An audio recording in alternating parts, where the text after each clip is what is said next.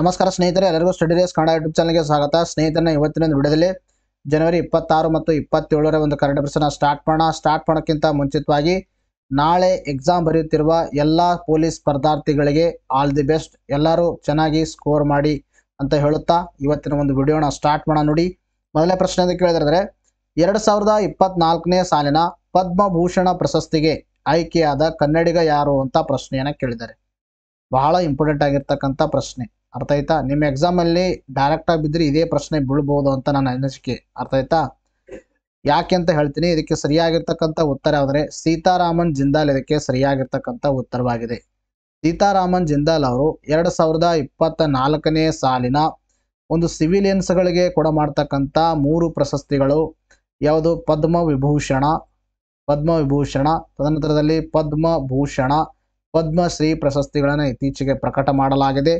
So ಅದರಲ್ಲಿ ಪದ್ಮಭೂಷಣ ಅಂತಕ್ಕಂಥ ಪ್ರಶಸ್ತಿಗೆ ಭಾಜನರಾಗಿರ್ತಕ್ಕಂಥ ಏಕೈಕ ಕನ್ನಡಿಗ, ಅರ್ಥ ಆಯ್ತಾ? ಏಕೈಕ ಕನ್ನಡಿಗ. ಅದಕ್ಕೆ ಎಕ್ಸಾಮ್ ಅಲ್ಲಿ ಪ್ರಶ್ನೆ ಕೇಳಬಹುದು ಅಂತ ತಮಗೆ ಹೇಳ್ತಾ ಇದ್ದೀನಿ ನಾನು, ಅರ್ಥ ಆಯ್ತಾ? 2024ನೇ ಸಾಲಿನ ಪದ್ಮಭೂಷಣ ಪ್ರಶಸ್ತಿಗೆ ಆಯ್ಕೆಯಾದ ಏಕೈಕ ಕನ್ನಡಿಗ ಯಾರು ಅಂತಕ್ಕಂಥ ಕೇಳಿದ್ರೆ ಗೊತ್ತಿರಬೇಕು, Sitharaman is the right answer. So ಈಗಲೇ ಸ್ವಲ್ಪ ನಿಮಗೆ ಬ್ರೀಫ್ ಆಗಿ ಇಲ್ಲಿ ಹೇಳ್ಬಿಡ್ತೀನಿ ನೋಡಿ. ಕರ್ನಾಟಕದಲ್ಲಿ ಭಾರತದಲ್ಲಿ ಸಿವಿಲಿಯನ್ಸ್ಗಳಿಗೆ ಕೊಡ ಮಾಡುವ ಪ್ರಶಸ್ತಿಗಳಲ್ಲಿ ಮೊದಲನೇದು ಯಾವುದು ಬರುತ್ತೆ ಅಂದರೆ ಫಸ್ಟ್ ರ್ಯಾಂಕಲ್ಲಿ ಭಾರತ ರತ್ನ ಬರುತ್ತೆ. ಸೊ ಭಾರತ ರತ್ನ ಆದಮೇಲೆ ಎರಡನೇದು ಯಾವುದು ಬರುತ್ತೆ ಅಂದರೆ ಪದ್ಮ ವಿಭೂಷಣ ಬರುತ್ತೆ. ಪದ್ಮವಿಭೂಷಣ ಆದಮೇಲೆ ಯಾವುದು ಬರುತ್ತೆ? ಪದ್ಮಭೂಷಣ ಬರುತ್ತೆ. ಪದ್ಮಭೂಷಣ ಯಾವ್ದು ಬರುತ್ತೆ? ಪದ್ಮಶ್ರೀ ಬರುತ್ತೆ. ಅರ್ಥ ಆಯ್ತಾ? ಇದು ಇಂಪಾರ್ಟೆಂಟ್ ಗೊತ್ತಿರಬೇಕು. ಭಾರತ ರತ್ನ, ಪದ್ಮಭೂಷಣ, ಪದ್ಮಭೂಷಣ, ಪದ್ಮಶ್ರೀ, ಈ ಥರ ಆರ್ಡರ್ ವೈಸ್ ಇದ್ದಾವೆ. ಇವು ಸಿವಿಲಿಯನ್ಸ್ಗಳಿಗೆ ಮಾಡ್ತಾರ. ವಿವಿಧ ಕ್ಷೇತ್ರಗಳಲ್ಲಿ ಯಾರು ಸಾಧನೆ ಮಾಡಿರ್ತಾರೆ ಅವರಿಗೆ ಅಂದರೆ ಜನವರಿ 26ರಂದು ಏನು ಮಾಡಲಾಗುತ್ತೆ? ಅನೌನ್ಸನ್ನು ಮಾಡಲಾಗುತ್ತೆ. ಈ ಬಾರಿ ಒಟ್ಟು 132 ಜನರಿಗೆ, ಅರ್ಥ ಆಯ್ತಾ? 132 ಜನರಿಗೆ ಪದ್ಮ ಪ್ರಶಸ್ತಿಗಳನ್ನು ಪ್ರಕಟ ಮಾಡಲಾಗಿದೆ. ಸೊ ಆ ಪದ್ಮ ಪ್ರಶಸ್ತಿಗಳನ್ನು ಯಾರ್ಯಾರಿಗೆ ಕೊಟ್ಟಿದ್ದಾರೆ, ಯಾರ್ಯಾರು ಪಡೆದುಕೊಂಡಿದ್ದಾರೆ ಅಂತಕ್ಕಂಥ ನಮ್ಮ ಎಕ್ಸಾಮ್ ದೃಷ್ಟಿಯಿಂದಾಗಿ ಇಂಪಾರ್ಟೆಂಟ್. ಮತ್ತು ಇವೆಲ್ಲ ಭಾರತ ರತ್ನ ಮತ್ತು ಪದ್ಮಭೂಷಣ, ಪದ್ಮಶ್ರೀ ಇವೆಲ್ಲವೂ 1954ರಲ್ಲಿ ಸ್ಟಾರ್ಟ್ ಮಾಡಿರ್ತಕ್ಕಂಥದ್ದು, ಅರ್ಥ ಆಯ್ತಾ? ಇದು ಒಂದು ಮಾಹಿತಿ ಗೊತ್ತಿರಲಿ. ಆಮೇಲೆ ಇದು ಆರ್ಡರ್ ವೈಸ್ ಗೊತ್ತಿರಬೇಕು ಮತ್ತು ಯಾರಿಗೆ ನೀಡಲಾಗುತ್ತೆ ಇಷ್ಟು ಮಾಹಿತಿ ಹಿನ್ನೆಲೆ ಗೊತ್ತಿರಲಿ, ಅರ್ಥ ಆಯ್ತಾ? ನಾವು ಮ್ಯಾಗಝಿನ್ಸ್ಗಳಲ್ಲಿ ಸಂಪೂರ್ಣವಾಗಿರ್ತಕ್ಕಂಥ ಮಾಹಿತಿನೂ ಕೂಡ ತಮಗೆ ಪ್ರೊವೈಡ್ ಮಾಡ್ತೀವಿ. ನೋಡಿ, 2024ನೇ ಸಾಲಿನಲ್ಲಿ ಒಟ್ಟು 132 ಸಾಧಕರಿಗೆ ಪದ್ಮ ಪ್ರಶಸ್ತಿಗಳನ್ನು ನೀಡಲಾಗಿದೆ. ಸೊ ಪದ್ಮ ಪ್ರಶಸ್ತಿಗಳಂದ್ರೆ ಇದರಲ್ಲಿ 3 ಬರುತ್ತೆ. ಒಂದು ಯಾವುದು? ಪದ್ಮವಿಭೂಷಣ, ಪದ್ಮಭೂಷಣ, ಇನ್ನೊಂದು ಯಾವುದು ಬರುತ್ತಂದ್ರೆ ಶ್ರೀ ಬರುತ್ತೆ, ಪದ್ಮಶ್ರೀ. ಆಯ್ತಾ? ಈ 3 ಪ್ರಶಸ್ತಿಗಳು ಸೇರಿ ಒಟ್ಟಾರೆಯಾಗಿ 132 ಜನವನ್ನ ಆಯ್ಕೆ ಮಾಡಲಾಗಿದೆ. ಸೊ ಇದರಲ್ಲಿ ಪದ್ಮವಿಭೂಷಣಕ್ಕೆ ಆಯ್ಕೆಯಾದವರ ಸಂಖ್ಯೆ ಎಷ್ಟಂದ್ರೆ 5 ಜನ ಆಗಿದ್ದಾರೆ. ತದನಂತರದಲ್ಲಿ ಪದ್ಮಭೂಷಣ ಪ್ರಶಸ್ತಿಗೆ ಆಯ್ಕೆಯಾದವರು ಎಷ್ಟಂದ್ರೆ 17 ಜನ ಆಯ್ಕೆಯಾಗಿದ್ದಾರೆ. ಇನ್ನ ಪದ್ಮಶ್ರೀಗೆ ಎಷ್ಟಂದ್ರೆ 110 ಜನ ಆಯ್ಕೆಯಾಗಿದ್ದಾರೆ. ಸೊ 110 + 17 + 5 ಎಷ್ಟಾಗುತ್ತೆ? 132. 132 ಜನಕ್ಕೆ ನೀಡಲಾಗಿದೆ. ಎಕ್ಸಾಮ್ ಅಲ್ಲಿ ನಿಮ್ಗೆ ಡೈರೆಕ್ಟ್ ಆಗಿ ಕೇಳಬಹುದು, ಎಷ್ಟು ಜನರಿಗೆ ಪದ್ಮ ಪ್ರಶಸ್ತಿಗಳನ್ನು ನೀಡಲಾಗಿದೆ, ಎಷ್ಟು ಜನರಿಗೆ ಪದ್ಮಭೂಷಣ ನೀಡಲಾಗಿದೆ, ಎಷ್ಟು ಜನರಿಗೆ ಪದ್ಮಭೂಷಣ ನೀಡಲಾಗಿದೆ, ಹಾಗಾದ್ರೆ ಪಡೆದುಕೊಂಡಿರ್ತಕ್ಕಂಥ ಕನ್ನಡಿಗರು ಯಾರು, ಯಾವ್ಯಾವ ಕ್ಷೇತ್ರದಲ್ಲಿ ಅವರು ಪಡೆದುಕೊಂಡಿದ್ದಾರೆ. This is very very important, ಅರ್ಥ ಆಯ್ತಾ? ಎಕ್ಸಾಮ್ ಅಲ್ಲಿ ಮುಂದೆ ಬರ್ತಕ್ಕಂಥ 2024ನೇ ಸಾಲಿನಲ್ಲಿ ಯಾವುದೇ ಎಕ್ಸಾಮಿನೇಷನ್ ಬರಲಿ, for that examination this topic and this questions are important. Padma Vibhushan ಪಡೆದುಕೊಂಡವರು ನಾನು ಈಗಾಗಲೇ ಹೇಳಿದ್ದೀನಿ 5 ಜನ ಪಡೆದುಕೊಂಡಿದ್ದಾರೆ. ಹಾಗಾದ್ರೆ ಈ 5 ಜನರಲ್ಲಿ ಒಂದು ಯುನೀಕ್ ಆಗಿರ್ತಕ್ಕಂಥ ಏನಂದ್ರೆ ಮರಣೋತ್ತರವಾಗಿ ಯಾರಿಗೆ ನೀಡಲಾಗಿದೆ, ಇನ್ನೂ ಒಂದು ಇಂಪಾರ್ಟೆಂಟ್ ಆಗುತ್ತೆ. ಯಾವ್ದ್ರೆ ಬಿಂದೇಶ್ವರ್ ಪಾಠಕ್ ಅವರಿಗೆ ಮರಣೋತ್ತರವಾಗಿ ನೀಡಲಾಗಿದೆ, ಅರ್ಥ ಆಯ್ತಾ? ಉಳಿದವರಿಗೆ ಮಾಮೂಲಿ ಕೊಟ್ಟಿದ್ದಾರೆ. ಇಲ್ಲಿ ಯಾರಂದ್ರೆ ಮೊದಲನೇದು ವೈಜಯಂತಿ ಮಾಲಾ ಅಂತಕ್ಕಂಥವ್ರು, ಇವರು ತಮಿಳುನಾಡದವರು, ಇವ್ರಿಗೆ ಕಲೆ ಕ್ಷೇತ್ರದಲ್ಲಿ ನೀಡಲಾಗಿದೆ, ಇಂಪಾರ್ಟೆಂಟ್, ವೈಜಯಂತಿ ಮಾಲಾ ಅಂತಕ್ಕಂಥದ್ದು. ಇನ್ನು ಚಿರಂಜೀವಿ ಅವರಿಗೆ ಆಂಧ್ರ ಪ್ರದೇಶ, ಅರ್ಥ ಆಯ್ತಾ? ತಮ್ಮಿದು ಗೊತ್ತಿದೆ, ಚಿರಪರಿಚಿತವಾಗಿರ್ತಕ್ಕಂಥ ಹೆಸರು ಚಿರಂಜೀವಿ, ಇವರು ಆಂಧ್ರ ಪ್ರದೇಶ, ಇವರಿಗೂ ಕೂಡ ಕಲೆ ವಿಭಾಗದಲ್ಲಿ ನೀಡಲಾಗಿದೆ. ಇನ್ನು ಎಂ ವೆಂಕಯ್ಯ ನಾಯ್ಡು, ತಮ್ಮೆಲ್ಲರಿಗೂ ಗೊತ್ತಿದೆ, ಉಪರಾಷ್ಟ್ರಪತಿ. ಸೊ ಇವರಿಗೆ ಈ ಮೊದಲಿದ್ದರು ಅವರು, ಈಗ ಆಂಧ್ರ ಪ್ರದೇಶದಿಂದ ಇವರಿಗೆ ಸಾರ್ವಜನಿಕ ಆಡಳಿತ ನೇತೃತ್ವದಲ್ಲಿ ಇವರಿಗೆ ನೀಡಲಾಗಿದೆ, ಅರ್ಥ ಆಯ್ತಾ? ಎಂ ವೆಂಕಯ್ಯ ನಾಯ್ಡು ಯಾವ ರಾಜ್ಯದವರು? ಆಂಧ್ರ ಪ್ರದೇಶದವರು, ಸಾರ್ವಜನಿಕ ಆಡಳಿತ. ಇನ್ನು ಬಿಂದೇಶ್ವರ್ ಪಾಠಕ್ ಮರಣೋತ್ತರ ಬಿಹಾರದವರು, ಸಮಾಜ ಸೇವೆಯಲ್ಲಿ ನೀಡಲಾಗಿದೆ. ಇನ್ನು ಪದ್ಮ ಸುಬ್ರಹ್ಮಣ್ಯನ್ ಪದ್ಮ ಸುಬ್ರಹ್ಮಣ್ಯನ್ ಇವರು ತಮಿಳುನಾಡದವರು, ಭರತನಾಟ್ಯ ಅಂದರೆ ಕಲೆ ಕ್ಷೇತ್ರದಲ್ಲಿ. ತಮಗೆ ಒಂದು ಪಾಯಿಂಟ್ ಗೊತ್ತಿರಬೇಕೇನಂದ್ರೆ ಒಟ್ಟಾರೆಯಾಗಿ ಪದ್ಮಭೂಷಣ 5 ಇದಾವೆ. 5ರಲ್ಲಿ 2 ತಮಿಳುನಾಡು, ಆಯ್ತಾ, 2 ತಮಿಳುನಾಡು, 2 ತಮಿಳುನಾಡಕ್ಕೆ ಹೋಗಿದ್ದು 2 ಕಲೆನೇ, ಆಯ್ತಾ, 2 ಕಲೆ ಕ್ಷೇತ್ರದಲ್ಲಿ ಹೋಗಿದ್ದೆ. ಇನ್ನು ಆಂಧ್ರ ಪ್ರದೇಶಕ್ಕೆ 2, ಅರ್ಥ ಆಯ್ತಾ, ಆಂಧ್ರ ಪ್ರದೇಶಕ್ಕೆ 2, ಒಂದು ಕಲೆ, ಇನ್ನೊಂದು ಯಾವುದಂದ್ರೆ ಸಮಾಜ ಸೇವೆ ಅಥವಾ ಸಾರ್ವಜನಿಕ ಆಡಳಿತ ಅಂತ ಹೇಳ್ತೀವಿ, ಅರ್ಥ ಆಯ್ತಾ. ಇನ್ನು ಒಂದು ಮಾತ್ರ ಹೋಗಿದ್ದು ಯಾವುದಂದ್ರೆ ಬಿಹಾರ್. ಇಷ್ಟು ಗೊತ್ತಿರಬೇಕು ತಮಗೆ. ಈ ತರ ಆಂಧ್ರ ಪ್ರದೇಶ ಬಂದ್ರೆ 2, ತಮಿಳುನಾಡು ಬಂದ್ರೆ 2, ಇನ್ನು ಬಿಹಾರ್ ಬಂದ್ರೆ 1. ಇನ್ನು ತಮಿಳುನಾಡು ಬಂದ್ರೆ 2 ಅಂದ್ರೆ ಹೇಳಿದೆ ನಿಮಗೆ, ವೈಜಯಂತಿ ಅಂತಕ್ಕಂಥವ್ರು.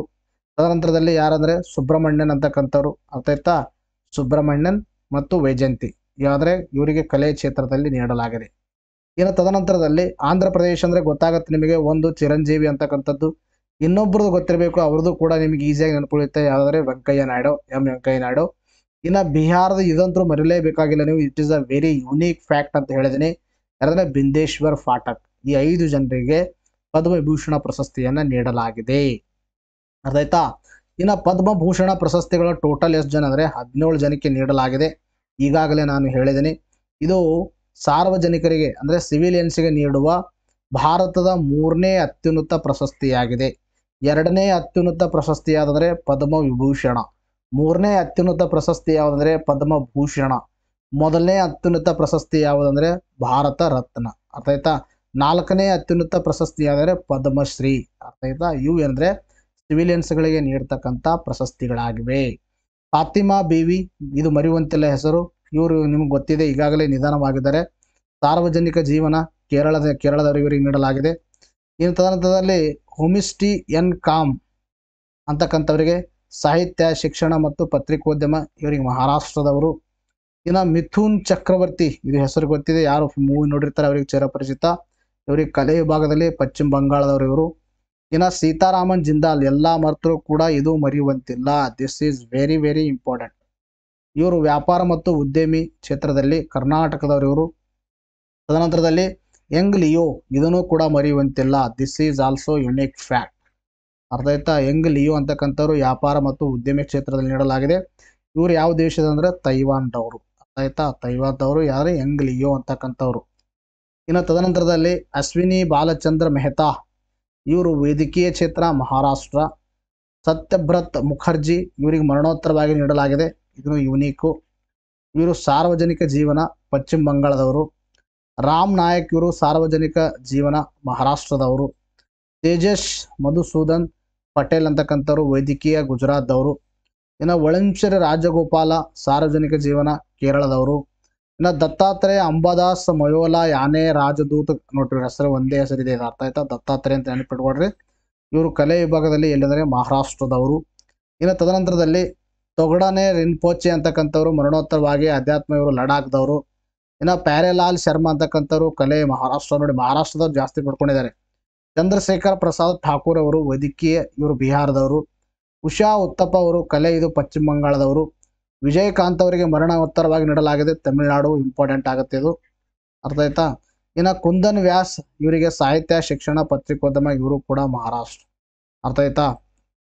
ಇನ್ನು ನೋಡ್ರಿ ಮಹಾರಾಷ್ಟ್ರದ ಎಷ್ಟಂದ್ರೆ 1 ಮಹಾರಾಷ್ಟ್ರ, 2 ಮಹಾರಾಷ್ಟ್ರ, ತದನಂತರದಲ್ಲಿ 3 ಮಹಾರಾಷ್ಟ್ರ, ತದನಂತರದಲ್ಲಿ 4 ಮಹಾರಾಷ್ಟ್ರ, 5 ಮಹಾರಾಷ್ಟ್ರ, ಅರ್ಥ ಆಯ್ತಾ. 5 ಜನ ಏನು ಮಾಡಿದ್ರು ಅಂದರೆ ಮಹಾರಾಷ್ಟ್ರದವರು ಪಡೆದುಕೊಂಡಿದ್ದಾರೆ. 7ರಲ್ಲಿ 17ರಲ್ಲಿ 5 ಮಹಾರಾಷ್ಟ್ರಕ್ಕೆ ಹೋಗಿದ್ದಾವೆ, ಅರ್ಥ ಆಯ್ತಾ. ಇನ್ನು ಪಶ್ಚಿಮ ಬಂಗಾಳ 1, ತದನಂತರದಲ್ಲಿ ಪಶ್ಚಿಮ ಬಂಗಾಳ ನೆಕ್ಸ್ಟ್ ನೋಡಿ ಎಲ್ಲಿದೆ, ಪಶ್ಚಿಮ ಬಂಗಾಳ 2, ತದನಂತರದಲ್ಲಿ 2, ಪಶ್ಚಿಮ ಬಂಗಾಳಕ್ಕೆ 2 ಬಂದಿದೆ, ಅರ್ಥ ಆಯ್ತಾ. ಇನ್ನು ಕೇರಳಕ್ಕೆ 2 ಬಂದಿದೆ, ಅರ್ಥ ಆಯ್ತಾ. ಕೇರಳಕ್ಕೆ ಇಲ್ಲಿ ನೋಡಿ, ಒಂದು ಯಾವುದಂದ್ರೆ ಒಳಂಶಂಕರ್ ರಾಜಗೋಪಾಲಾಚಾರಿ ಅಂತಕ್ಕಂಥವ್ರು ಕೇರಳದವರು. ಇನ್ನೊಂದು ಯಾವುದಂದ್ರೆ ಫಾತಿಮಾ ಬೀವಿ, ಇವರು ಕೇರಳದವರು, ಅರ್ಥ ಆಯ್ತಾ. ಇದಕ್ಕೂ ಕೂಡ 2 ಬಂದಿದೆ. ಪಶ್ಚಿಮ ಬಂಗಾಳ 2, ಕೇರಳ 2, ಕರ್ನಾಟಕ 1, ಮಹಾರಾಷ್ಟ್ರ 5, ಇನ್ನು ಗುಜರಾತ್ 1, ಬಿಹಾರ್ 1, ಅರ್ಥ ಆಯ್ತಾ. ಈ ಥರ ನಾವು ನಿಮಗೆಲ್ಲ ಕೊಟ್ಟಿದ್ದೀನಿ ಇನ್ಫಾರ್ಮೇಷನ್ ಇಲ್ಲಿ ನಾನು, ಅದನ್ನು ನೀವು ಯಾವ ಥರ ನೆನಪಿಟ್ಕೋತೀರಿ, ನಿಮಗೆ ಯಾವುದು ಈಸಿ ವೇ ಆಗುತ್ತೆ ನಿಮಗೆ ನೆನಪಿಡುವ ರೀತಿಯಲ್ಲಿ ನೀವು ಇದನ್ನು ನೆನಪಿಡಲೇಬೇಕು, ಅರ್ಥ ಆಯ್ತಾ. ಯಾವುದೇ ಕೇಳ್ತಾರಂತ ಹೇಳೋಕ್ಕಾಗಲ್ಲ, KPSCಗೆ ಅಂತೂ ಭಾಳ ಇಂಪಾರ್ಟೆಂಟ್ ಇದು, ಅರ್ಥ ಆಯ್ತಾ.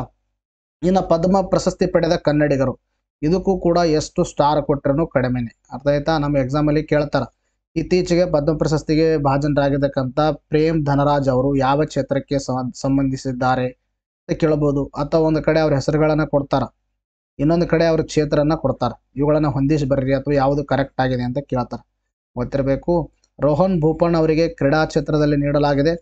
ಇನ್ನು ಪ್ರೇಮ್ ಧನರಾಜ್ ಅವರಿಗೆ ವೈದ್ಯಕೀಯ ಕ್ಷೇತ್ರದಲ್ಲಿ, ಅನುಪಮ ಹೊಸಕೇರಿ ಅವರಿಗೆ ಕಲೆ ಕ್ಷೇತ್ರದಲ್ಲಿ, ಶ್ರೀಧರ್ ಕೃಷ್ಣಮೂರ್ತಿ ಅವರಿಗೆ ಕಲೆ ಕ್ಷೇತ್ರದಲ್ಲಿ ಇಂಪಾರ್ಟೆಂಟು. ತದನಂತರದಲ್ಲಿ KS ರಾಜಣ್ಣ ಸಮಾಜ ಸೇವೆ, CR ಚಂದ್ರಶೇಖರ್ ಅವರಿಗೆ ವೈದ್ಯಕೀಯ ಕ್ಷೇತ್ರ, ಸೋಮಣ್ಣ ಸಮಾಜ ಸೇವೆ, ಶಶಿ ಸೋನಿ ಉದ್ಯಮಿ. ಅರ್ಥ ಆಯ್ತಾ? ಇಲ್ಲಿ ಎರಡು ನೆನಪುಳಿಯುತ್ತೆ ನಿಮಗೆ. ಸೋಮಣ್ಣ ಒಂದು ನೆನಪುಳಿಯುತ್ತೆ, ತದನಂತರದಲ್ಲಿ KS ರಾಜಣ್ಣನ ನೆನಪುಳಿಯುತ್ತೆ, ಸಮಾಜ ಸೇವೆ ಇಬ್ಬರು. ಇನ್ನೊಂದು ಏನು ನೆನಪುಳಿಯುತ್ತೆ ಅಂದರೆ ನೀವು ರೋಹಣ ಬೋಪಣ್ಣ, ನೀವು ಕ್ರೀಡೆ ಸ್ವಲ್ಪ ಫೇವಲರ್ ಇದ್ದರೆ ಇದು ಮರೆಯಲ್ಲ. ತದನಂತರದಲ್ಲಿ ಇಲ್ಲಿ ನಿಮ್ಗೆ ಮರೆಯೋದು ಯಾವುದಂದರೆ ಅನುಪಮ ಹೊಸಕೇರಿ ಅಂತಕ್ಕಂಥ ಸ್ವಲ್ಪ ಮರೆಯುತ್ತೆ, ಇವ್ರಿಗೆ ಕಲೆ ಕ್ಷೇತ್ರ. ಇನ್ನು ಶ್ರೀಧರ್ ಕೃಷ್ಣಮೂರ್ತಿ ಅನ್ನೋದು ಕೂಡ ಮರೆಯುತ್ತೆ, ಇದನ್ನು ಕೂಡ ಗೊತ್ತಿರಬೇಕು. ಕೃಷ್ಣ ಅಂದರೆ ಒಂಥರ ಕಲೆ ಅಂತ ನೆನಪಿಟ್ಕೊಳ್ರಿ. ನೀವು ಯಾವ ಥರ ನೀವು ಸಾಕ್ತಾರೆ ಗೊತ್ತಿಲ್ಲ, ಬಟ್ ಇವೆಲ್ಲ ನೆನಪಿಟ್ಕೋಬೇಕು ನೀವು. ಅರ್ಥ ಆಯ್ತಾ? ಇನ್ನು ನೆಕ್ಸ್ಟ್ ನೋಡಿರಿ, ಇದೇ ಥರವಾಗಿ ತಮಗೆ ಕ್ವಾಲಿಟೀಸ್ ಕಂಟೆಂಟ್ ಇರ್ತಕ್ಕಂಥ ನೋಟ್ಸ್ಗಳನ್ನು ಕೂಡ ನಾವು ಪ್ರೊವೈಡ್ ಮಾಡ್ತೀವಿ. ಈಗಾಗಲೇ ನಿಮಗೆ ತೋರಿಸ್ತೀವಿ ನಾನು ಪ್ರೂಫ್ ಸಮೇತ. ಈ ನೆಕ್ಸ್ಟ್ ಅಪ್ಕಮಿಂಗ್ ವಿಡಿಯೋದಲ್ಲಿ CTI ಒಂದು ಎಕ್ಸಾಮಿನೇಷನಲ್ಲಿ ಎಷ್ಟು ಪ್ರಶ್ನೆಗಳು ಬಂದಿದ್ದಾವೆ ಅಂತಕ್ಕಂಥ ಪ್ರೂಫ್ ಸಮೇತ ಪ್ರೊವೈಡ್ ಮಾಡ್ತೀವಿ ನಿಮಗೆ. ಅರ್ಥ ಆಯ್ತಾ? ಅದು ಪ್ರೊಸೆಸ್ಸಲ್ಲಿದೆ, ಕಂಟಿನ್ಯೂ ವರ್ಕ್ ಮಾಡ್ತಾ ಇದ್ದಾರೆ ಅದರ ಹಿನ್ನೆಲೆಯಿಂದ. ಸೊ ಇನ್ನು PCಯಲ್ಲಿ ನೆಕ್ಸ್ಟ್ ಎಕ್ಸಾಮ್ ಇದೆ, ಎಷ್ಟು ಬರುತ್ತಂತ ಅನಾಲಿಸಿಸ್ ಕೂಡ ಮಾಡ್ತೀವಿ ನಿಮಗೆ. ಸೊ ಅದಕ್ಕೆ ಎಷ್ಟು ನಿಮ್ಗೆ ಬೇಕಾದರೆ ತೊಗೋಬೋದು ನೀವು. 15 ಡೇಸ್ಗೆ 20 ಆಗುತ್ತೆ, 1 ಮಂತ್ಗೆ 40 ಆಗುತ್ತೆ. 2023 ಜಾನ್ ಟು ನವಂಬರ್ 30, 2023ಗೆ 440 ಆಗುತ್ತೆ. 2022 ಜಾನ್ ಟು ನವಂಬರ್ 30, 2023ವರೆಗೆ 880 ಆಗುತ್ತೆ. ಡಿಸ್ಕೌಂಟ್ ಆಗಿ 780 ಸಿಗುತ್ತೆ. ಇನ್ನೊಂದು ಏನಂದರೆ, ನಾವು ಏನು ಕರೆಂಟ್ ಅಫೇರ್ಸಲ್ಲಿ ವಿಡಿಯೋಸ್ಗಳು ಕೊಡ್ತೀವಿ, ಸೊ ಇದಕ್ಕಿಂತಲೂ ಹೆಚ್ಚಿನ ಇನ್ಫಾರ್ಮೇಷನ್ ಇರುತ್ತೆ, ಮೋರ್ ಇನ್ಫಾರ್ಮೇಷನ್. ಅರ್ಥ ಆಯ್ತಾ? ಹೆಚ್ಚಿಗೆ ಇನ್ಫಾರ್ಮೇಷನ್ ಇರುತ್ತೆ. ತದನಂತರದಲ್ಲಿ ಮೋರ್ ಪ್ರಾಕ್ಟೀಸ್ ಕ್ವಶನ್ಸ್, ಹೆಚ್ಚಿಗೆ ಪ್ರಾಕ್ಟೀಸ್ ಕ್ವಶನ್ಸ್ಗಳು ಇರುತ್ತೆ ಅದರಲ್ಲಿ. 2023-24ನೇ ಸಾಲಿನ ಪಂಪ ಪ್ರಶಸ್ತಿಯನ್ನು ಯಾರಿಗೆ ನೀಡಲಾಗಿದೆ ಅಂತ ಪ್ರಶ್ನೆಯನ್ನು ಕೇಳಿದ್ದಾರೆ. ಅದಕ್ಕೆ ಸರಿಯಾಗಿರ್ತಕ್ಕಂಥ ಉತ್ತರ ಯಾವುದಂದರೆ ಎರಡನೇ ಆಪ್ಷನ್ನು ಡಿಸೋಜ್ ಅಂತಕ್ಕಂಥವರಿಗೆ ನೀಡಲಾಗಿದೆ. ಸೊ ಇದರ ಕುರಿತು ಡಿಸ್ಕಷನ್ ಮಾಡೋಣ ನೋಡಿ. ಕನ್ನಡ ಮತ್ತು ಸಂಸ್ಕೃತಿ ಇಲಾಖೆಯು 4 ವರ್ಷಗಳಿಂದ ಘೋಷಣೆಯಾಗದೇ ಇರುವ ರಾಷ್ಟ್ರೀಯ ಪುರಸ್ಕಾರ ಪಂಪ ಪ್ರಶಸ್ತಿ ಸೇರಿದಂತೆ ಇಲಾಖೆಯಿಂದ ಕೊಡಮಾಡುವ 21 ವಿಭಾಗಗಳ 44 ಪ್ರಶಸ್ತಿಗಳನ್ನು ಪ್ರಕಟಿಸಿದೆ. ಕಳೆದ 4 ವರ್ಷಗಳಿಂದ ಪ್ರಶಸ್ತಿಯನ್ನು ನೀಡಿರಲಿಲ್ಲ. ಸೊ ಒಟ್ಟು 21 ವಿಭಾಗಗಳಲ್ಲಿ 44 ಪ್ರಶಸ್ತಿಯನ್ನು ಪ್ರಕಟ ಮಾಡಿದೆ. ಸೊ ಇದು ನಮಗೆ ಕರ್ನಾಟಕ ಒಂದು ಕರೆಂಟ್ ಅಫೇರ್ಸ್ ಅಡಿಯಲ್ಲಿ, ಕರ್ನಾಟಕ ಕರೆಂಟ್ ಅಫೇರ್ಸ್ ಆ ಅಡಿಯಲ್ಲಿ ಇದು ಇಂಪಾರ್ಟೆಂಟ್ ಆಗುತ್ತೆ. ರಾಷ್ಟ್ರೀಯ ವಿಭಾಗ, ಸಾಮಾಜಿಕ ಸಾಂಸ್ಕೃತಿಕ ವಿಭಾಗ, ಸಾಹಿತ್ಯ ಮತ್ತು ನಾಟಕ, ಕಲೆ, ಸಂಗೀತ, ನೃತ್ಯ ವಿಭಾಗಗಳ ಪ್ರಶಸ್ತಿಯನ್ನು ಪ್ರಕಟ ಮಾಡಲಾಗಿದೆ. ಸೊ ಅದರಲ್ಲಿ ನಾವು ಇಂಪಾರ್ಟೆಂಟ್ ಇರೋದನ್ನು ಓದೋಣ. ಅರ್ಥ ಆಯ್ತಾ? ಬಸವ ರಾಷ್ಟ್ರೀಯ ಪುರಸ್ಕಾರ 2022-23ನೇ ಸಾಲಿನಲ್ಲಿ ಆನಂದ ಅಂತಕ್ಕಂಥವ್ರು ಪಡೆದುಕೊಂಡಿದ್ದಾರೆ. ಇವರು ಮಹಾರಾಷ್ಟ್ರದವರು. ಇನ್ನು ತದನಂತರದಲ್ಲಿ 2023-24 ಡಾಕ್ಟರ್ NG ಮಹದೇವಪ್ಪ ನೀಡಿದ್ದಾರೆ 2023-24, ಇವರು ಧಾರವಾಡದವರು. ಇನ್ನು ಭಗವಾನ್ ಮಹಾವೀರ್ ಶಾಂತಿ ಪ್ರಶಸ್ತಿ 2022-23ನೇ ಸಾಲಿನ ಜೀನದತ್ತ ದೇಸಾಯಿ ಧಾರವಾಡದವರು.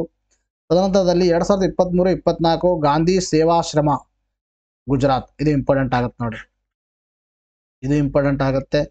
ಆಮೇಲೆ ತದನಂತರದಲ್ಲಿ ಇದನ್ನು ಕೂಡ ಇಂಪಾರ್ಟೆಂಟ್ ಆಗುತ್ತೆ. ಅರ್ಥ ಆಯ್ತಾ? ನೆಕ್ಸ್ಟ್ ಪಂಪ ಪ್ರಶಸ್ತಿ 2023-24 ನಾಡಿ ಅಂದರೆ ಡಿಸೋಜ್ ಶಿವಮೊಗ್ಗ ಇವರಿಗೆ ನೀಡಲಾಗಿದೆ. ಇನ್ನು ಪಂಚಾಕ್ಷರಿ ಗವಾಯಿ ಪ್ರಶಸ್ತಿಗಳನ್ನು 2022-23ನೇ ಸಾಲಿನಲ್ಲಿ ಸೋಮನಾಥ್ ಮರಡೂರ್ ಅಂತಕ್ಕಂಥವ್ರಿಗೆ ನೀಡಲಾಗಿದೆ, ಧಾರವಾಡದವರು. 2023-24 ನಾಗಮಣಿ ಶ್ರೀನಾಥ್ ಅವರಿಗೆ ನೀಡಲಾಗಿದೆ, ಇಂಪಾರ್ಟೆಂಟ್ ಇದನ್ನು ಕೂಡ. ಇನ್ನು ಟಿ ಚೌಡಯ್ಯ ಪ್ರಶಸ್ತಿ 2022-23 ನಿತ್ಯಾನಂದ ಹಳದಿಪುರ ಅವರಿಗೆ ನೀಡಲಾಗಿದೆ, ಮುಂಬೈ. 2023-24 ಶ್ರೀರಾಮುಲು, ಇವರು ಕೋಲಾರದವರು, ಇವರಿಗೆ ನೀಡಲಾಗಿದೆ. ಅರ್ಥ ಆಯ್ತಾ? ಇದು ಭಾಳ ಇಂಪಾರ್ಟೆಂಟ್ ಆಗಿರ್ತಕ್ಕಂಥ ಮಾಹಿತಿ ಇವೆಲ್ಲ. ಇನ್ನು ಯಾರಿಗೆ ನೀವು ಮೆಂಬರ್ಶಿಪ್ ಬೇಕು, ನಮ್ಮ ಒಂದು ಯೂಟ್ಯೂಬ್ ಚಾನಲ್ನ ನೋಡಿದಾಗ ಅಲ್ಲಿ ನಿಮಗೆ ಒಂದು ಜಾಯಿನ್ ಬಟನ್ ಸಿಗುತ್ತೆ. ಸೊ ಜಾಯಿನ್ ಬಟನನ್ನು ಕ್ಲಿಕ್ ಮಾಡೋ ಮುಖಾಂತರ ಆ ಒಂದು ಪ್ರೊಸೀಜರನ್ನು ಫಾಲೋ ಮಾಡೋ ಮುಖಾಂತರ ನೀವು ಏನು ಮಾಡ್ಬೋದು ಅಂದರೆ ನಮ್ಮ ಒಂದು ಚಾನಲ್ನ ಒಂದು ಮೆಂಬರ್ಶಿಪ್ ಪಡ್ಕೋಬೋದು. ಅದರಲ್ಲಿ 2 ಲೆವೆಲ್ಸ್ಗಳಿದ್ದಾವೆ ನೋಡ್ರಿ. ನೆಕ್ಸ್ಟ್ ಕ್ವಶನ್ ಕೇಳಿದ್ರೆ, ಸುಪ್ರೀಂ ಕೋರ್ಟ್ನ 34ನೇ ನ್ಯಾಯಾಧೀಶರಾಗಿ ನೇಮಕಗೊಂಡವರು ಯಾರು ಅಂತ ಪ್ರಶ್ನೆಯನ್ನು ಕೇಳಿದ್ದಾರೆ. ಅದಕ್ಕೆ ಸರಿಯಾಗಿರ್ತಕ್ಕಂಥ ಉತ್ತರ ಅಂದರೆ ದಟ್ ಈಸ್ ಮೊದಲನೇ option PB Varale is the right answer. ನೋಡ್ರಿ, ಇದು ಬಹಳ ಇಂಪಾರ್ಟೆಂಟ್. ಅರ್ಥ ಆಯ್ತಾ? ನಿಮ್ಗೆ ಈಗಾಗಲೇ ಒಂದು PC ಎಕ್ಸಾಮಲ್ಲಿ ಪ್ರಶ್ನೆ ಕೇಳಿದ್ದಾರೆ. ಅರ್ಥ ಆಯ್ತಾ? ಅಂದ್ರೆ ಈ ಪ್ರಸ್ತುತವಾಗಿ ಅಂದ್ರೆ ಈ ಒಂದು ಸುಪ್ರೀಂ ಕೋರ್ಟ್ನ ಜಡ್ಜಸ್ಗಳ ಸಂಖ್ಯೆ ಎಷ್ಟು ಅಂತ ಕೇಳಿದರು, ಅದಕ್ಕೆ 34 ಸರಿಯಾಗಿದೆ. ಹಾಗಾದ್ರೆ 34ನೇ ಜಡ್ಜ್ ಯಾರು ಅಂತ ಕೇಳಬಹುದು. ಬಿಕಾಸ್ ಇವರು ಕರ್ನಾಟಕ ಪ್ರಾಸ್ಪೆಕ್ಟಿವ್ ಇಂದಾಗಿ ಇಂಪಾರ್ಟೆಂಟ್. ಕರ್ನಾಟಕದ ಮುಖ್ಯ ನ್ಯಾಯಮೂರ್ತಿಯಾಗಿ ಕಾರ್ಯವನ್ನ ನಿರ್ವಹಿಸಿದ್ದಾರೆ. ಕರ್ನಾಟಕ ಹೈಕೋರ್ಟ್ನ ಮುಖ್ಯ ನ್ಯಾಯಮೂರ್ತಿಯಾಗಿರ್ತಕ್ಕಂಥ PB ವರಾಳೆ ಅವರು ಈಗ ಸುಪ್ರೀಂ ಕೋರ್ಟ್ನ ನ್ಯಾಯಾಧೀಶರಾಗಿದ್ದಾರೆ. Extremely important point. ಅರ್ಥ ಆಯ್ತಾ? ಇನ್ನು ನ್ಯಾಯಾಧೀಶರ ಅರ್ಹತೆಗಳೇನು, ನ್ಯಾಯಾಧೀಶರನ್ನು ಯಾರು ಆಯ್ಕೆ ಮಾಡ್ತಾರ, ನ್ಯಾಯಾಧೀಶರನ್ನು ಯಾರೋ ಒಂದು ಅವರಿಗೆ ಒಂದು ಪ್ರತಿಜ್ಞಾನ ಅಂದ್ರೆ ಇದು ಪ್ರಮಾಣ ವಚನ ಬೋಧಿಸ್ತಾರ. We already discussion multiple times. Pension ಯಾರು ಕೊಡ್ತಾರ, ಸ್ಯಾಲ್ರಿ ಯಾರು ಕೊಡ್ತಾರ ಅಂತ ಭಾಳ ಬಾರಿ ಡಿಸ್ಕಷನ್ ಮಾಡಿದ್ವಿ. ಬಟ್ ನ್ಯೂಸಲ್ಲಿ ಏನಿದೆ ಅದನ್ನು ತಿಳ್ಕೊಳ್ಳೋಣ. ಕರ್ನಾಟಕ ಹೈಕೋರ್ಟ್ನ ಮುಖ್ಯ ನ್ಯಾಯಾಧೀಶ ಪ್ರಸನ್ನ B ವರಾಳೆ ಅವರು ಸುಪ್ರೀಂ ಕೋರ್ಟ್ನ ನ್ಯಾಯಾಧೀಶರಾಗಿ ಮುಖ್ಯ ನ್ಯಾಯಮೂರ್ತಿ DY ಚಂದ್ರಚೂಡ್ ಅವರಿಂದ ಪ್ರಮಾಣ ವಚನ ಸ್ವೀಕರಿಸಿದರು. ವರಾಳೆ ಅವರು ನೇಮಕದೊಂದಿಗೆ ಸುಪ್ರೀಂ ಕೋರ್ಟ್ನಲ್ಲಿರುವ ಎಲ್ಲ 34 ನ್ಯಾಯಾಧೀಶರ ಹುದ್ದೆ ಭರ್ತಿಯಾದಂತಾಗಿದೆ. 34 ಹುದ್ದೆಗಳು ಭರ್ತಿಯಾಗಿವೆ ಅಂದ್ರೆ ಅರ್ಥ ಏನು? 34ನೇಯವರೇ ವರಾಳೆ ಅಂತ ಅರ್ಥ. ಇದಕ್ಕೂ ಮೊದಲು ನ್ಯಾಯಾಧೀಶರಾಗಿ ಕರ್ತವ್ಯ ನಿರ್ವಹಿಸಿದ್ದ ನ್ಯಾಯಮೂರ್ತಿ SK ಕೌಲ್ ಅವರ ನಿವೃತ್ತಿಯಿಂದಾಗಿ ಒಂದು ಸ್ಥಾನ ಖಾಲಿಯಾಗಿತ್ತು. ಆ ಸ್ಥಾನವನ್ನು ಈಗ ಆಕ್ರಮಿಸಿಕೊಂಡಿದ್ದಾರೆ. ಅಂದರೆ ಆ ಸ್ಥಾನಕ್ಕೆ ಆಯ್ಕೆಯಾಗಿದ್ದಾರೆ ಅಂದರೆ V ವರಾಳೆ ಅವರು. ಇವರು ಕರ್ನಾಟಕದ ಮುಖ್ಯ ನ್ಯಾಯಮೂರ್ತಿಯಾಗಿ ಕಾರ್ಯವನ್ನು ನಿರ್ವಹಿಸಿದ್ದಾರೆ. ಈ ಹಿನ್ನೆಲೆಯಲ್ಲಿ ಪ್ರಸ್ತುತ ಹೈಕೋರ್ಟ್ನ ನ್ಯಾಯಾಧೀಶರುಗಳಲ್ಲಿ ಅತ್ಯಂತ ಹಿರಿಯ ಮತ್ತು ಏಕಮಾತ್ರ ಪರಿಶಿಷ್ಟ ವರ್ಗಕ್ಕೆ ಸೇರಿದ ವ್ಯಕ್ತಿಯಾಗಿದ್ದ ಕರ್ನಾಟಕ ಹೈಕೋರ್ಟ್ನ ನ್ಯಾಯಮೂರ್ತಿ ಪ್ರಸನ್ನ B ವರಾಳೆ ಅವರ ಹೆಸರನ್ನ ಖಾಲಿ ಸ್ಥಾನಕ್ಕೆ ಕೊಲಿಜಿಯಂ ಏನು ಮಾಡಿತ್ತು? ಶಿಫಾರಸು ಮಾಡಿತ್ತು. ಕೊಲಿಜಿಯಂ ಶಿಫಾರಸು ಮೇರೆಗೆ ಇವರನ್ನು ಆಯ್ಕೆ ಮಾಡಲಾಗುತ್ತೆ.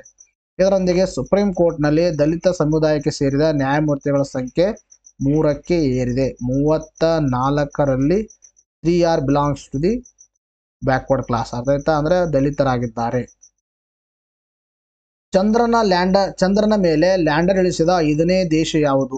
Very very important. ಅರ್ಥ ಆಯ್ತಾ? ಆಲ್ರೆಡಿ ನಿಮ್ಮ KE ಎಕ್ಸಾಮಲ್ಲಿ ಪ್ರಶ್ನೆ ಕೇಳಿದ್ದಾರೆ ಇದ್ರ ಮೇಲೆ. ಅರ್ಥ ಆಯ್ತಾ? ನಿಮ್ಮ SDA ಮತ್ತು FDA ಎಕ್ಸಾಮ್ ಏನು ಬರೆದಿದ್ರಿ ಅವಾಗ ನಿಮ್ಮ ಪ್ರೂಫ್ ಸಮೇತ ತೋರಿಸಿದ್ದೆ ನಾನು. ಅರ್ಥ ಆಯ್ತಾ? ಮೂನ್ ಸ್ನಿಪರ್ ಅಂತಕ್ಕಂಥದ್ದು. ಮೂನ್ ಸ್ನಿಪರ್ ಏನಾಗಿದೆ ಈಗ ಚಂದ್ರನ ಮೇಲೆ ಇದಕ್ಕೆ ಸ್ಲಿಮ್ ಅಂತಾನು ಹೇಳ್ತೀವಿ. ಇದೇನಾದ್ರೆ ಚಂದ್ರನ ಮೇಲೆ ಲ್ಯಾಂಡ್ ಆಗಿದೆ.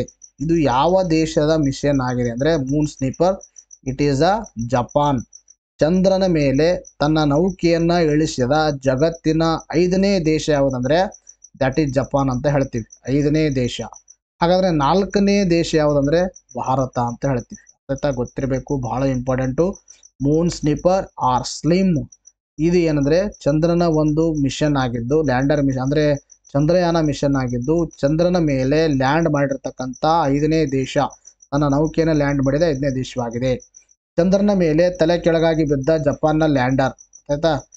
ಇಲ್ಲಿ ತಲೆ ಕೆಳಗಾಗಿ ಬಿದ್ದಿದೆ ಅಂತದ್ರ ಬಗ್ಗೆ ನೋಡೋಣ. ನೋಡಿ, ಜಪಾನ್ನ ಮಹತ್ವಾಕಾಂಕ್ಷಿ ಮೂನ್ ಲ್ಯಾಂಡಿಂಗ್ ಯೋಜನೆಯು ಲ್ಯಾಂಡರ್ ಚಂದ್ರನ ಮೇಲಿರುವ ಸಣ್ಣ ಗುಡ್ಡಕ್ಕೆ ಅಪ್ಪಳಿಸಿ ತಲೆ ಕೆಳಗಾಗಿ ಬಿದ್ದಿದೆ ಎಂದು ಜಪಾನ್ ಹೇಳಿದೆ. ಇದು ಜಗತ್ತಿನ ಅತಿ ಚಿಕ್ಕ ಲ್ಯಾಂಡರ್ ಆಗಿದ್ದು, ಚಂದ್ರನ ಮೇಲೆ ಇಳಿಯಲು 50 ಮೀಟರ್ ಇದ್ದಾಗ ಲ್ಯಾಂಡರ್ನಲ್ಲಿರುವ ಎಂಜಿನ್ ಒಂದು ಸರಿಯಾಗಿ ಕಾರ್ಯನಿರ್ವಹಿಸದ ಕಾರಣ ನಿಗದಿಪಡಿಸಿದ ಜಾಗಕ್ಕಿಂತ 55 ಮೀಟರ್ ದೂರದಲ್ಲಿ ಲ್ಯಾಂಡ್ ಆಗಿದೆ. ಆಯ್ತಾ? ಪರ್ಟಿಕ್ಯುಲರ್ ಜಾಗಕ್ಕೆ ಆಗದೆ ಒಂದು 55 ಮೀಟರ್ ದೂರದಲ್ಲಿ ಏನಾಗಿದೆ, ಇದು ಲ್ಯಾಂಡ್ ಆಗಿರ್ತಕ್ಕಂಥದ್ದು. Anyhow it is one of the successful mission ಅಂತ ಹೇಳ್ಬೋದು. ಚಂದ್ರನ ಮೇಲೆ ಲ್ಯಾಂಡರ್ ಇಳಿಸಿದ 5ನೇ ದೇಶ ಎಂಬ ಕೀರ್ತಿಗೆ ಏನಂದ್ರೆ ಜಪಾನ್ ಈಗ ಪಾತ್ರವಾಗಿರ್ತಕ್ಕಂಥದ್ದು. ಹಾಗಾದ್ರೆ ಚಂದ್ರನ ಮೇಲೆ ಲ್ಯಾಂಡರ್ ಅನ್ನ ಇಳಿಸಿರ್ತಕ್ಕಂಥ 5 ದೇಶಗಳು ಯಾವುವು ಅಂದ್ರೆ Bharat, America, Russia, China, Japan. ಈ 5 ದೇಶಗಳು ಚಂದ್ರನ ಮೇಲೆ ಸಕ್ಸಸ್ಫುಲ್ ಆಗಿ ತಮ್ಮ ಲ್ಯಾಂಡರ್ ಅನ್ನ ಲ್ಯಾಂಡ್ ಮಾಡಿದವೆ. ಅರ್ಥ ಆಯ್ತಾ? 5ನೇ ದೇಶ ಜಪಾನು, 4ನೇ ದೇಶ ಭಾರತ. ಅರ್ಥ ಆಯ್ತಾ? ಗೊತ್ತಿರಬೇಕು, ಇಂಪಾರ್ಟೆಂಟು. ಇನ್ನು ಮೊದಲನೇದಂದ್ರೆ ನಾವು ರಷ್ಯಾ ಅಂತ ಹೇಳ್ತೀವಿ, ಅಮೆರಿಕ ಅಂತ ನೆನ್ಪಿಟ್ಕೋಬೇಡ್ರಿ. ರಷ್ಯಾ ಫಸ್ಟ್ ಲೂನಾ ಮಿಷನ್ ಮಾಡಿತ್ತು. ಅಮೆರಿಕ ಅಂದ್ರೆ ಈ ಅಂದ್ರೆ ಮೊಟ್ಟ ಮೊದಲು ಮನುಷ್ಯರು ಒಳಗೊಂಡಿರ್ತಕ್ಕಂಥ ಮಿಷನ್ ಲ್ಯಾಂಡ್ ಮಾಡೋದಂದ್ರೆ ಅಮೆರಿಕ ಅಂತ ಹೇಳ್ತೀವಿ. ಅರ್ಥ ಆಯ್ತಾ? ನೋಡಿ, ನೆಕ್ಸ್ಟ್ ಪ್ರಶ್ನೆ ಕೇಳಿದ್ರೆ ರಾಷ್ಟ್ರೀಯ ಪ್ರವಾಸೋದ್ಯಮ ದಿನವನ್ನ ಯಾವಾಗ ಆಚರಿಸಲಾಗುತ್ತದೆ ಅಂತ ಪ್ರಶ್ನೆ ಕೇಳಿದ್ದಾರೆ. ಅದಕ್ಕೆ ಸರಿಯಾಗಿರ್ತಕ್ಕಂಥ ಉತ್ತರ ಯಾವುದಂದ್ರೆ ದಟ್ ಈಸ್ ಜನವರಿ 25. ಇದಕ್ಕೆ ಸರಿಯಾಗಿರ್ತಕ್ಕಂಥ ಉತ್ತರವಾಗಿದೆ. ಆಯ್ತಾ? ನ್ಯಾಷನಲ್ ಟೂರಿಸಂ ಡೇ ಜನವರಿ 25. ಅದಾಯ್ತಾ? ಸೆಲೆಬ್ರೇಟ್ ಮಾಡ್ತೀವಿ. ಆದ್ರ ಮೇಲೆ ಪ್ರಶ್ನೆ ಕೇಳಲಾಗಿದೆ. ಇದರ ಕುರಿತು ಡಿಸ್ಕಷನ್ ಮಾಡೋಣ. ನೋಡಿ, ಭಾರತ ಆರ್ಥಿಕತೆಗೆ ಪ್ರವಾಸೋದ್ಯಮ ಮಹತ್ವ ಮತ್ತು ಮೌಲ್ಯದ ಬಗ್ಗೆ ಜಾಗೃತಿ ಮೂಡಿಸಲು ರಾಷ್ಟ್ರೀಯ ಪ್ರವಾಸೋದ್ಯಮ ದಿನವನ್ನು ವಾರ್ಷಿಕವಾಗಿ ಜನವರಿ 25ರಂದು ಸೆಲೆಬ್ರೇಟ್ ಮಾಡ್ತೀವಿ. ನಿಮಗೆ ಡೈರೆಕ್ಟ್ ಆಗಿ ಪ್ರಶ್ನೆ ಇಲ್ಲಿಂದನೇ ಬರಬಹುದು. ಅರ್ಥ ಆಯ್ತಾ? 2024ರ ಥೀಮ್ ಏನಾಗಿತ್ತಂದರೆ ಸಸ್ಟೈನೇಬಲ್ ಜರ್ನೀಸ್, ಟೈಮ್ಲೆಸ್ ಮೆಮೊರೀಸ್ ಅಂತಕ್ಕಂಥದ್ದು. ಸಸ್ಟೈನೇಬಲ್ ಜರ್ನಿ ಇರಬೇಕು ಮತ್ತು ಅದು ಹೆಂಗಾಗಬೇಕಂದ್ರೆ ಸಸ್ಟೈನೇಬಲ್ ಜರ್ನಿ ನಮಗೆ ಟೈಮ್ಲೆಸ್ ಮೆಮೊರೀಸ್ ಆಗಿರಬೇಕು ಅಂತಕ್ಕಂಥದ್ದು. ವಿಶ್ವ ಪ್ರವಾಸೋದ್ಯಮ ದಿನ September 27. Don't confuse with the world tourism day with the national tourism day. National tourism day is to be celebrated on January 25. World tourism day which is celebrated on September 27. ಆಯ್ತಾ? ಇವೆರಡಕ್ಕರ ಮಧ್ಯದಲ್ಲಿರ್ತಕ್ಕಂಥ distinction ಗೊತ್ತಿರಬೇಕು.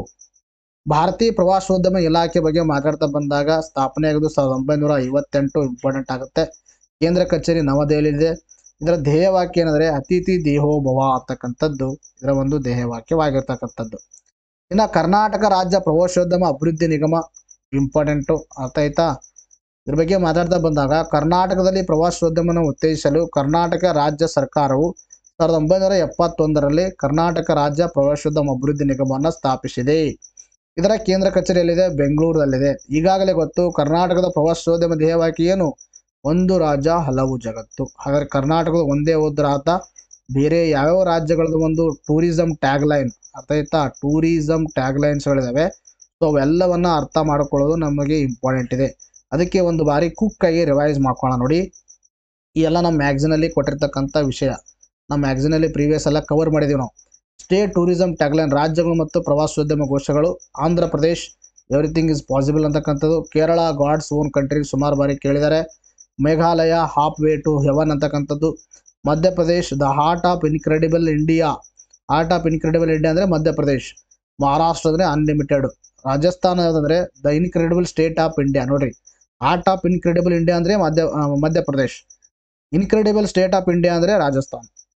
ಇಂಡಿಯಾದ ಯಾವುದಂದ್ರೆ India incredible ಅಂತ ಹೇಳ್ತೀವಿ. Nagaland land of festivals important. ಮಣಿಪುರು jewels of incredible India.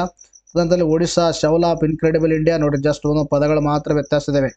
Punjab India begins here ಅಂತಕ್ಕಂಥದ್ದು. ತದನಂತರದಲ್ಲಿ Telangana it's all in it ಅಂತಕ್ಕಂಥದ್ದು. Assam ours from Assam. Bihar blissful Bihar. ಇದು ಗೊತ್ತಾಗುತ್ತೆ, ಇವೆರಡು ಇದನ್ನು ಗೊತ್ತಾಗುತ್ತೆ. ಇನ್ನು ಛತ್ತೀಸ್ಗಢ ಫುಲ್ ಆಫ್ ಸರ್ಪ್ರೈಸ್ ಅಂತಕ್ಕಂಥದ್ದು ಗೊತ್ತಾಗಲ್ಲ, ಇಂಪಾರ್ಟೆಂಟು. ಗುಜರಾತ್ ಖುಷ್ಬು ಗುಜರಾತ್ ಕಿ ಇದು ಗೊತ್ತಾಗುತ್ತೆ. ಇನ್ನು ಜಾರ್ಖಂಡ್ ಯಾವುದಂದ್ರೆ ಎ ನ್ಯೂ ಎಕ್ಸ್ಪೀರಿಯನ್ಸ್ ಅಂತಕ್ಕಂಥದ್ದು. ಅರುಣಾಚಲ್ ಪ್ರದೇಶ್ ಯಾವುದಂದ್ರೆ the land of dawn lit mountains ಅಂತಕ್ಕಂಥದ್ದು. ಗೋವಾ ಪರ್ಫೆಕ್ಟ್ ಹಾಲಿಡೇ ಡೆಸ್ಟಿನಿ, ಇದು ಆರಾಮ್ ನೆನಪುಳಿಯುತ್ತೆ. Haryana a pioneer highway of tourism ಅಂತಕ್ಕಂಥದ್ದು. ಇನ್ನು ಹಿಮಾಚಲ್ ಪ್ರದೇಶ ಅನ್ಫರ್ಗಟೇಬಲ್ ಹಿಮಾಚಲ್ ಅಂತಕ್ಕಂಥದ್ದು important. Mizoram peace space important ನೋಡಿ.